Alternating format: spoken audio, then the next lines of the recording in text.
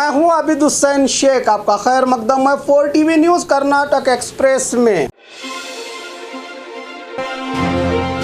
रात अनेकता में एकता को दर्शाने वाला भारत देश, जहां आज भी अंधविश्वास जिंदा नजर आता है, जिसका कई लोग शिकार हुए हैं और कई लोग शिकार हो रहे हैं। जादू टोना करनी, करतूत, तावेज, लींबू काली बिल्ली का रास्ता कटना, विधवा की सूरत देखना, जहां मनुष्य अब भी माना जाता है, जहां एक दिन सबको जाना है। खबरस्तान पर भी लोगों की अलग अलग सोच और अंधविश्वास को दूर करने के लिए जिला पंचायत अध्यक्षा सुजाता मनी ने एक अहम कदम उठाते हुए बीजापुर तालुका के जुमनाड़ ग्राम के मुस्लिम के खबरस्तान में विशाल मंच का आयोजन करके पूरी रात जनता में अंधविश्वास को लेकर जागरूकता का संदेश दिया गया। इस कार्यक्रम में मुख्य अतिथि रहे केपीसीसी कार्य अध्यक्ष सतीश जारकीहोली, जिला कांग्रेस के सदस्य और कई मठाधीशों के साथ गांव के लोग भी भागी रहकर समाज को इन सब से दूर रहने का संदेश दिया है।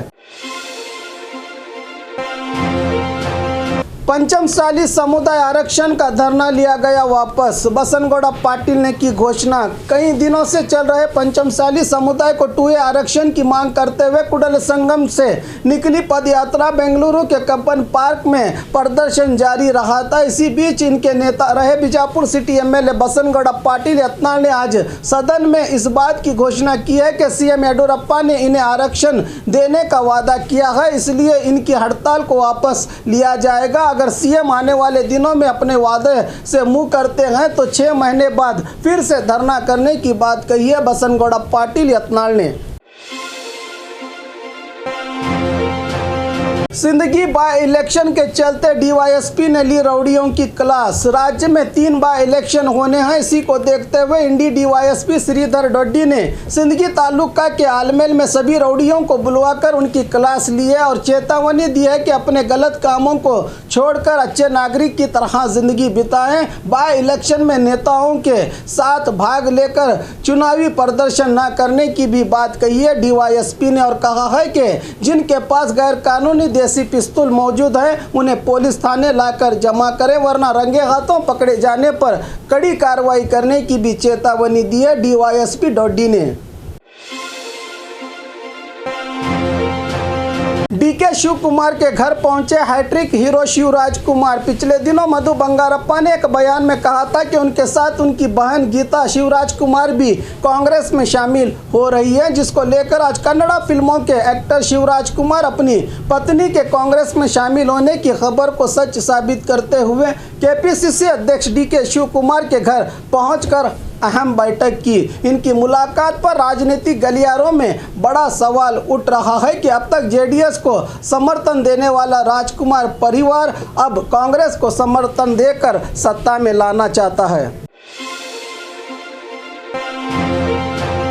राज्य में कोरोना के मामलों में बढ़ोतरी, सीएम ने बुलाई अहम सभा। राज्य में कोरोना के मामलों में दिन ब दिन बढ़ोतरी देखी जा रही है। इसी के चलते कल सीएम ने खुलासा कर दिया कि मौजूदा हालात में लॉकडाउन नहीं करेंगे, लेकिन इन बढ़ते मामलों को कंट्रोल करने के लिए ज़रूरी कदम भी उठाए जाएंगे। आज शाम 5 बजे सीएम ने संबंधित अधिकारी और सभी मंत्रियों के साथ अहम बैठक बुलाई है, जो कि कई सवाल खड़े कर रही है। मौजूदा हालात में राज्य के कोरोना के मामले 1000 के आसपास देखे जा रहे हैं। अगर रोजाना कोरोना मामलों में 1500 से ज़्यादा केसेस पाए गए तो नाइट कर्फ्यू भी लगाने की बात आधिकारिक सूत्रों से पता चली है। अब देखना है कि आज की सभा में सीएम क्या फैसला लेते हैं।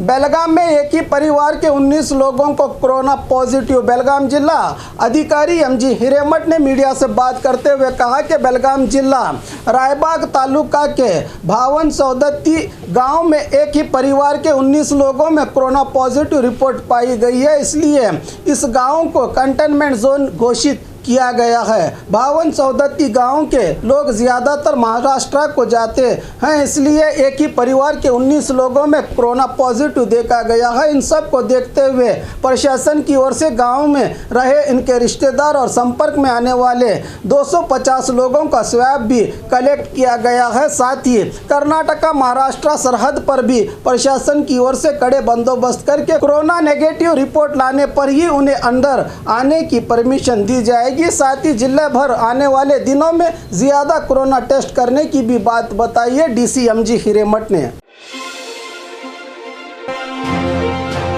तोर दाल के सही दाम देने की मांग, सड़क पर दाल को फेंक कर किया प्रदर्शन। केंद्र सरकार के 3 नए कृषि कानूनों का चालन करते ही तोर दाल का सही भाव न मिलने से परेशान किसान मुखंडों और MLC अलम प्रभु पाटिल ने स्थानीय कांग्रेसी नेताओं के नेतृत्व में गुलबर्गा DC दफ्तर के सामने अपने मेहनत से उगाई तोर दाल को फेंक कर अपना आक्रोश जताया। साथ ही प्रदर्शनकारियों ने कहा कि पिछले दिनों राज्य कृषि मंत्री BC पाटिल ने वादा किया था कि तोर दाल के दामों को बढ़ाकर दिया जाएगा, लेकिन उनके यहां से जाते ही उनकी कही गई बात भी चली गई है। यहां पर कोई इनकी बात का पालन नहीं कर रहा। मेहनत और कर्ज लेकर किसानों ने मुनाफा मिलने की उम्मीद लगाकर अपनी तोर की फसल को उगाया था, लेकिन सही दाम न मिलने से अब रास्ते पर फेंकने की नौबत आने की बात करते हुए जिला अधिकारी के जरिए मुख्यमंत्री को अपना मेमोरेंडम सौंपा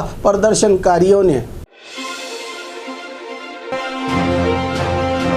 सीडी मामले में सीएम के बेटे विजेंद्र का हाथ, यत्नाल ने की बात। बेंगलुरु के विधानसभा में मीडिया को जानकारी देते हुए बीजापुर सिटी MLA बसनगौड़ा पाटिल यत्नाल ने कहा कि सीडी एक्सपोज करने में सिर्फ कांग्रेस ही शामिल नहीं है, इनके साथ बीजेपी के नेता भी भागी हैं। एक वरिष्ठ पत्रकार के बेटी के जन्मदिन के मौके पर कांग्रेस और बीजेपी के नेता ने भाग लिया था। उनके फोटो को जनता के सामने लाने की बात करते हुए कहा कि SIT से इंसाफ नहीं मिलेगा। SIT सीएम और उनके बेटे के हाथों की कठपुतली की तरह काम कर रही है, इसलिए मैं CBI को इस मामले को सौंपने की बात कर रहा हूं। हमें सीएम ने भरोसा दिया है कि पंचमसाली समाज के आरक्षण पर कोशिश करेंगे, इसलिए हमने अपनी हड़ताल को वापस लिया है। लेकिन इसका यह मतलब नहीं कि मैं येडियुरप्पा और विजेंद्र का एजेंट हूं। मैं एक भाजपा और मोदी जी का सच्चा सिपाही हूं। सीएम और उनका परिवार कई सालों से भ्रष्टाचार कर रहा है। सभी सरकारी नौकरों का तबादला सीएम के घर से ही होता है। इस तरह फिर से अपना आक्रोश सीएम पर जताया MLA बसनगौड़ा पाटिल यत्नाल ने। 3 दिन बस सेवा बंद रहने से 50 लाख का नुकसान, KSRTC DC महादेवप्पा मुंजी ने दिया बयान। बेलगाम के north west KSRTC DC Mahadevappa मुंजी ने जानकारी दी है कि हर रोज बेलगाम से 348 बस रवाना होते थे और महाराष्ट्र से बेलगाम को 58 बस का आना जाना रहता था, लेकिन कोल्हापुर में शिवसेना कार्यकर्ताओं ने हमारे बस के ग्लास पर पथराव करके कन्नड़ा नेम प्लेट्स पर कालिक पोंछी थी, इसलिए हमने 3 दिन बस सेवा को स्थगित किया था। सिर्फ 3 दिन बेलगावी डिपो को 50 लाख का नुकसान झेलना पड़ा है। साथ ही मैंने MSRTC कोल्हापुर विभाग के नियंत्रण अधिकारी के साथ बात की है कि उन्होंने कहा कि अपने DC और SP के साथ सभा करके फिर से बस सेवा शुरू करने की उम्मीद जताते हुए फैसला लिए जाने की बात कही है महादेवप्पा मुंजी ने।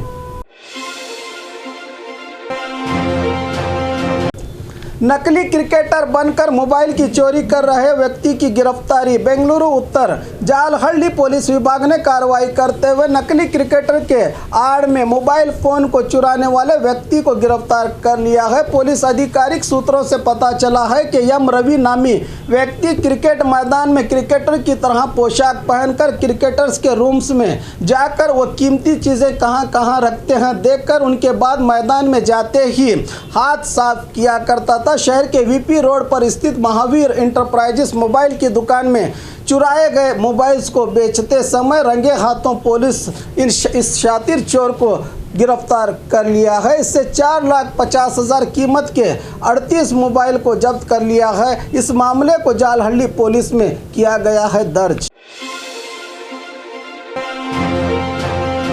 दिन दहाड़े बाइक की चोरी। यह घटना बीजापुर शहर के एसएस रोड पर स्थित 21st सेंचुरी मॉल के सामने घटी है। बताया जा रहा है कि 21st सेंचुरी को ड्रेस खरीदने आए व्यक्ति ने अपने बाइक को दुकान के बाहर पार्क करके दुकान में चला गया था। तभी एक अनजान लाल शर्ट में रहे व्यक्ति ने बहुत ही शातिर तरीके से इस बाइक को नकली चाबी लगाकर वहां से लेकर फरार हुआ है। उसकी तस्वीरें भी साफ तरह से सीसीटीवी फुटेज में कैद हुई है। यह मामला हुआ है गांधी चौक पुलिस थाना में दर्ज।